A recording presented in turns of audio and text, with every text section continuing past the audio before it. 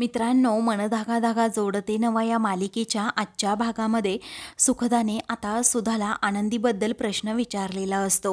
तेव्हा सुधा आता जरा गडबडते आणि म्हणते, आम्ही तिला खूप शोधण्याचा प्रयत्न केला, मग आता पण ती कुठेतरी लपून बसली, आम्हाला काही माहीत नाही। तेव्हा सुखदा म्हणते, तरीही ती सापडली नसेल बरोबर ना?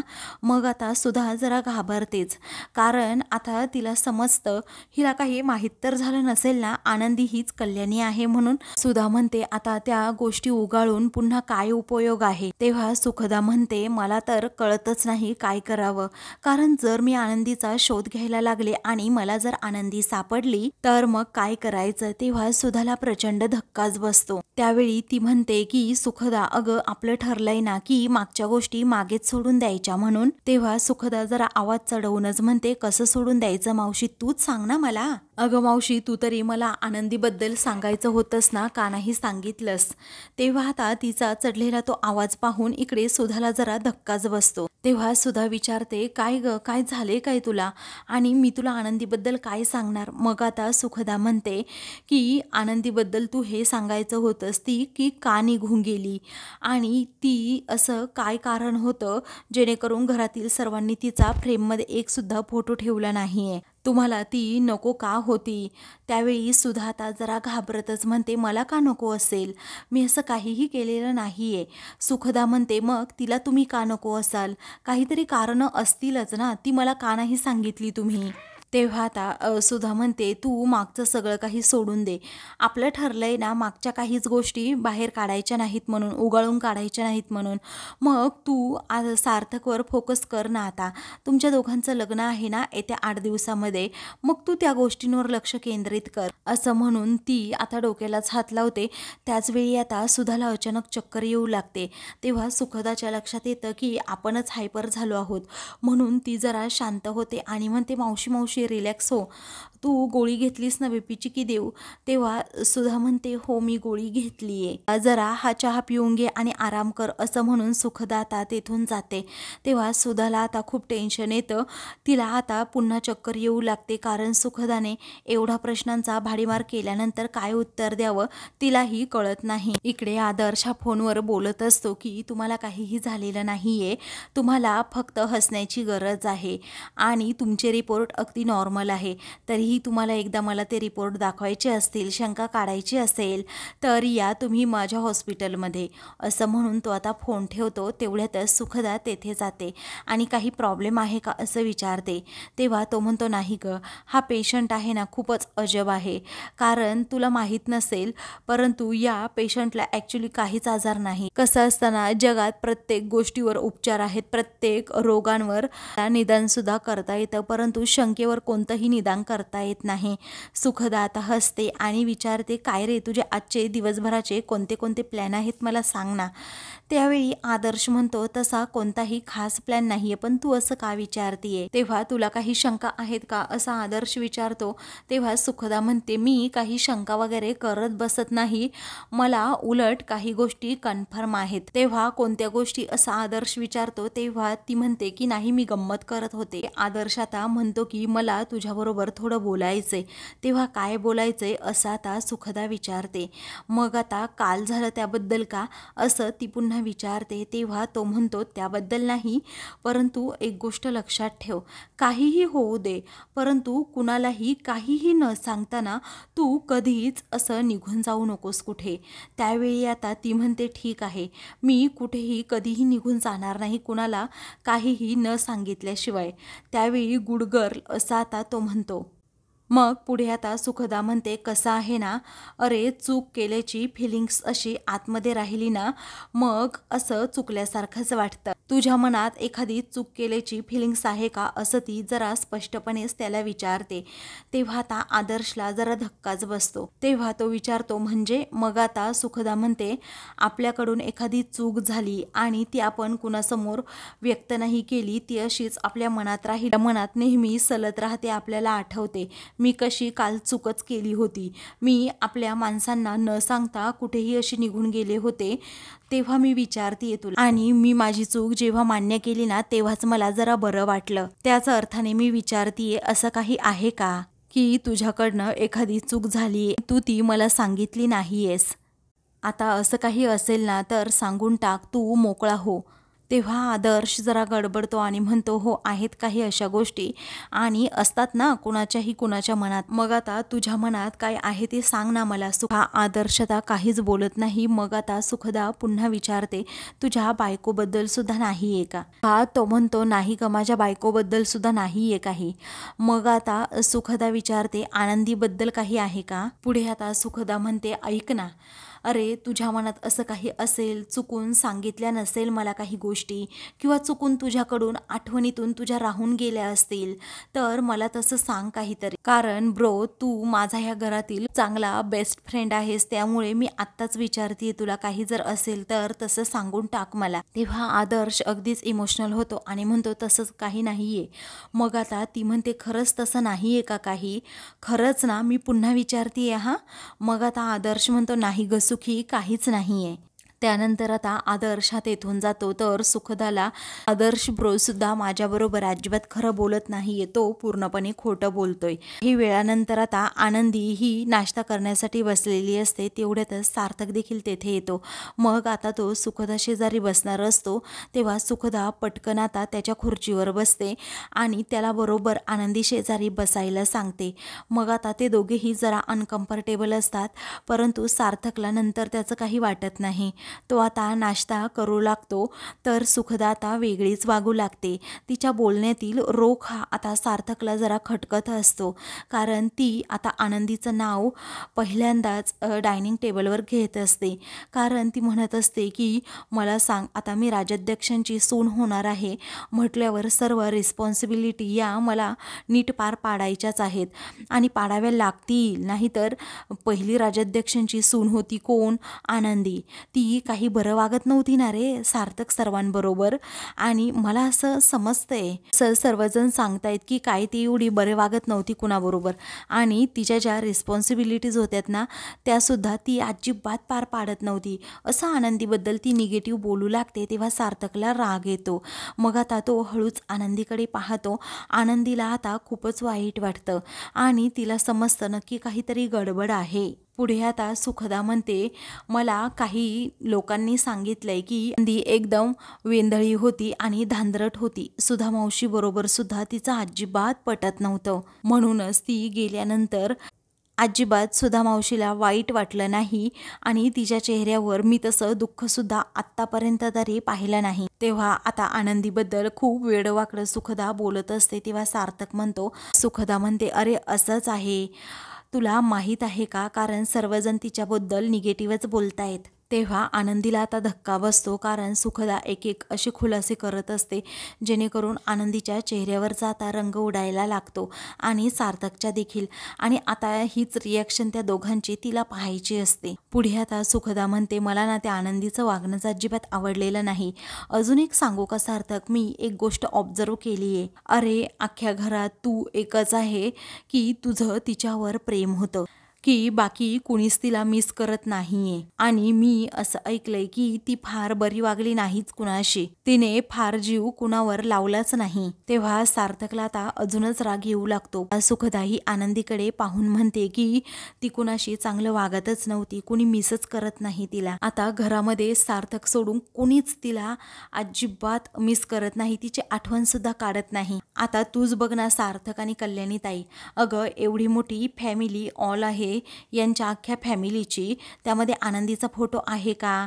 नाही अगं फोटो, म्हणूनच मी म्हणतीये आनंदी एवढी चांगली नव्हती. तेव्हा आनंदी आता हळूच म्हणते, हो ना सुखदा बरोबर बोलतीये, आनंदीचा एकतरी फोटो असायला हवा होता ना. आणि माझं आनंदीशी तसंही काही घेणं देणं नाहीये, पण मला असं वाटतं तू या घरात सून म्हणून आल्यानंतर तुझा फोटो या घरात असायला हवा, म्हणजे हवाच. म्हणजेच त्या आनंदीला कायमचे घरातील सर्वजण विसरून पण जातील आणि माझी सुखदा या घरची सून आहे हे कायमच सर्वांच्या लक्षात राहील, असं ती आता सार्थककडे पाहून म्हणते. तेव्हा सार्थक आता आनंदीकडे पाहत सुद्धा नसतो, कारण त्याला खूप गिल्टी फील होत असतं. पुढे आता आनंदी म्हणते, लग्नानंतर या घरातील सर्वजण तुझ्याबरोबर कसे वागतील ते माहीत नाही, पण मला तुझी खूप काळजी वाटते, असं म्हणून ती सार्थकलाच विचारते की मिस्टर राजाध्यक्ष, तुम्ही माझ्या सुखदासोबत तसं वागणार नाही ना, जसं आनंदीबरोबर वागलात. त्यावेळी सार्थकला राग येतो, तो तिच्याकडे पाहतच राहतो. तर सुखदा त्या दोघांच्या प्रत्येक रिॲक्शनकडे पाहत असते. तेव्हा आता सार्थक म्हणतो, मी काही चुकीचं कुणाबरोबर कधीही वागलेलो नाही आहे. मग आता सुखदा म्हणते की खरंच वागला नाही आहे का तू चुकीचा? मग आता आनंदी म्हणते, माझी सुखदा या घरात सून म्हणून येणार आहे, तिला नीट चांगलं वागवा म्हणजे झालं मिस्टर राजाध्यक्ष. तेव्हा सार्थकला अजूनच वाईट वाटतं. तो आता लगेच तेथून जातो. त्याच वेळी आता आनंदी म्हणते, मी हा विषयच काढायला नको होता, उगीचच मी परकी आणि खूप काही बोलून गेले, त्यांना वाईट वाटलं असेल. सुखदा, जा तू त्यांची माफी माग. मग आता सुखदा म्हणते, मी नाही माफी मागू शकत अगं, कारण कल्याणीताई तुला माहीत आहे का, मला जे मनात वाटलं ना ते मी बोलले, आणि जे काही बोलले आहे ना ते अगदी सिरियसली बोलले आहे. त्यामुळे तू नको मला सांगू त्यांची माफी मागायला. आनंदीला आता खूप वाईट वाटतं. त्यामुळे आता आनंदीचा नाईलाज होतो. इकडे सार्थक हा रूममध्ये असतो. त्याच वेळी आता आनंदी तेथे येते आणि लगेच दरवाजा बंद करून घेते आणि विचारते, काय हो सुखदाला असे प्रश्न पडतील याची तयारी तुम्ही का केली नव्हती? कारण सुखदाला असे प्रश्न पडू शकतात, तेव्हा मॅटर पूर्णपणे सॉल्व्ह झाला होता. तिला असे प्रश्न का पडतायत हे मलाही समजत नाहीये, असं सार्थक म्हणतो. मला तर असं वाटतंय कदाचित तिला समजलं असेल की तुम्हीच आनंदी आहात म्हणून. आनंदीला मोठा धक्काच बसतो. जर सुखदाला हे सत्य समजलं तर सर्व पुढचं गणितच बिघडून जाईल. या विचाराने ती सार्थकला म्हणते की खरं तर ना, या प्रकरणामध्ये सर्व तुमचीच चूक आहे सार्थक सर. अहो, तुमची चूक कशी माहिती आहे का? विसर्जनाच्या दिवशी तुम्ही सर्वांसमोर आनंदी अशी हाक मला मारलीस, आणि मग हीच नेमकी गोष्ट सुखदाच्या लक्षात आली नसेल हे कशावरून? त्यावेळी सार्थक म्हणतो, यात माझी काय चूक आहे तुम्ही सांगा. अहो, 10 वेळा मी तुम्हाला विचारतोय, तुम्ही 6 वर्षापूर्वी मला का सोडून गेल्या होत्या, तर तुम्ही त्या प्रश्नाचं उत्तर देण्याचं सारखं टाळताय. मग मी तरी काय करायचं? चूक तुमची आहे पूर्णपणे. अहो, तुम्ही जर एकदा उत्तर दिलं असतं आल्या आल्या, तर मी कशाला तुम्हाला तोच प्रश्न सारखा विचारला असता. तेव्हा आनंदी म्हणते, आता या प्रश्नावर मला तुमच्याबरोबर वाद घालायचाच नाहीये, त्यामुळे थेट मी आता सुखदाकडे जाते आणि तिलाच विचारते, नक्की काय झालंय तुला? नक्की तू अशी का वागतीये ते? आनंदी आता तेथून चाललेली असते आणि दार उघडून समोर पाहते तर तेथे सुखदा असते. आता सुखदाला पाहून सार्थक आणि आनंदीला मोठा धक्काच बसतो. त्यावेळी आता आनंदी म्हणते की सुखदा? मग आता सुखदा म्हणते, हो, मला हे विचारायचे, तुम्हा एवढं काय बोलत होता की तुम्हाला हे दार बंद करावं लागलं? त्याच वेळी आता सार्थक जरा गडबडतो. मग आता आनंदी म्हणते, अगं तुझ्याबद्दलच बोलत होतो. तेव्हा आता मग सार्थकला ती विचारू लागते, एवढं काय बोलत होता माझ्याबद्दल? सिरियस काही होतं का? दार बंद करायची वेळ आली म्हणून विचारतीये. मग दोघांना काय बोलावं हे सुचत नाही. त्यावेळी आम्ही तुझ्याबद्दलच बोलत होतो, सांगतोय ना तुला, सार्थक म्हणतो. आणि तू अशी वागतीये ना आजकाल, खूप रेअर, आम्हाला कळतच नाहीये म्हणून त्याबद्दल डिस्कस सुरू होतं. त्याच वेळी आता सुखदा म्हणते की मी अशी का वागतीये माझंच मला कळत नाही सार्थक.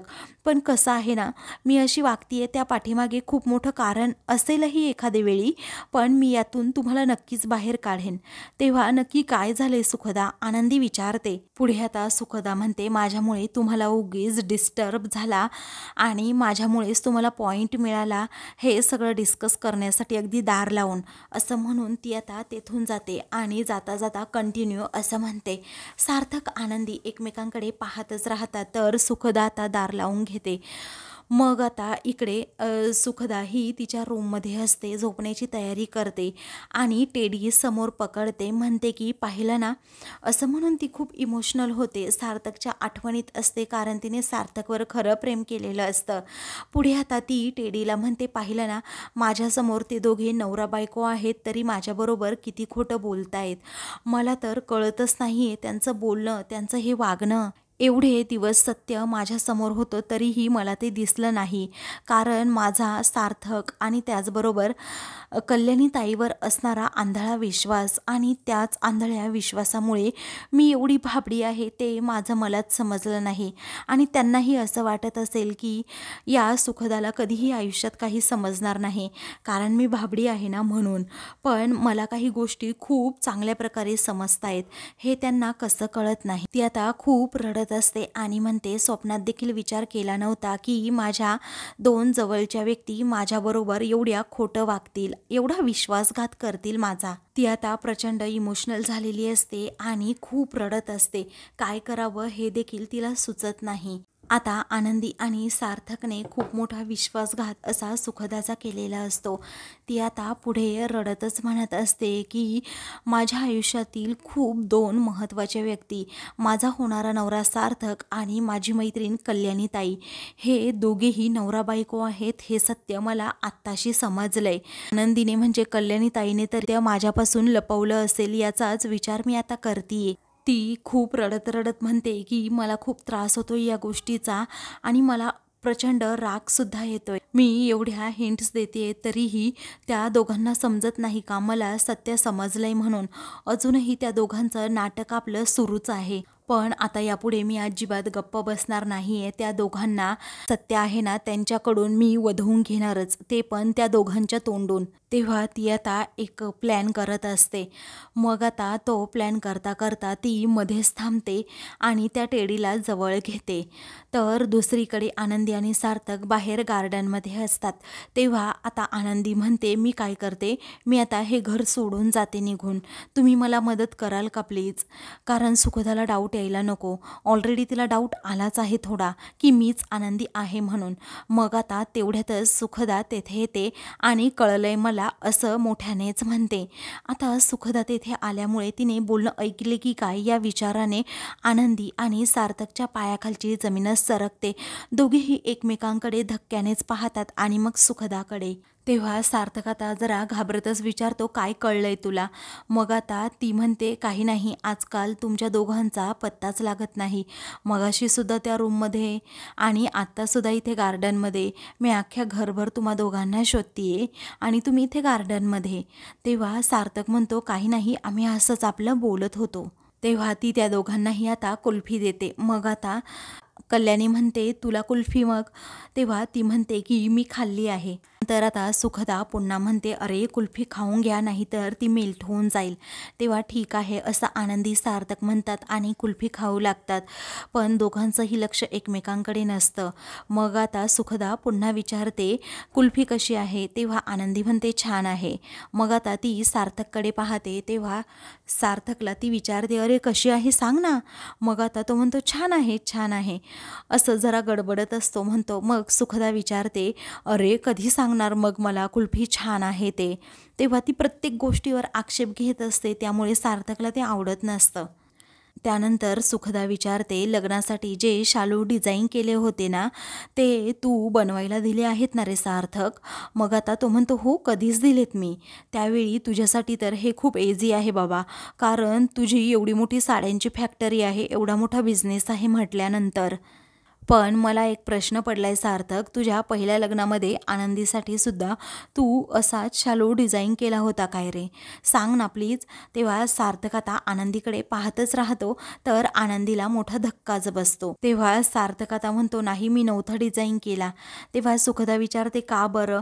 सार्थक म्हणतो, आमचं लग्न खूप घाईमध्ये झालं होतं ना, त्यामुळे हे सगळं करण्यासाठी आम्हाला वेळच मिळाला नाही. तेव्हा सुखदा म्हणते, हो हाऊ सॅड, असं म्हणून ती आता आनंदीकडे पाहते. तर आता मित्रांनो, पुढील भागामध्ये आनंदी आता अण्णांच्या घरी आलेली असते, म्हणजे तिच्या माहेरी आलेली असते.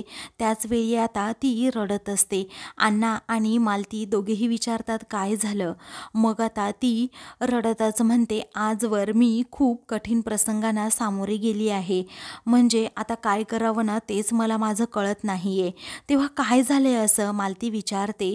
त्यावेळी आता सुखदा देखील मागे खिडकीतून पाहत असते की की नक्की काय सत्य आहे हे जाणून घ्यायचे. तेव्हा अण्णा विचारतात, काय झाले सांग ना बाळा प्लीज, मला काळजी वाटते आता तुझी. त्यावेळी आता आनंदी रडते आणि म्हणते की अण्णा मला असं वाटतंय आता सुखदाला समजलं आहे की मीच सार्थकची आनंदी आहे म्हणून. आता आनंदीने हे सगळं बोलणं नेमकं अण्णांना सांगितलेलं असतं आणि त्याच वेळी हे दोघांचं बोलणं आता सुखदा ऐकते. आता सुखदाला समजतं आनंदीचे हे खरे आईवडील आहेत आणि आनंदीचं हे माहेर आहे. तेव्हा तिलाही धक्काच बसतो. अशाच मालिकेंचे पुढील भाग पाहण्यासाठी चॅनलला सबस्क्राईब करा.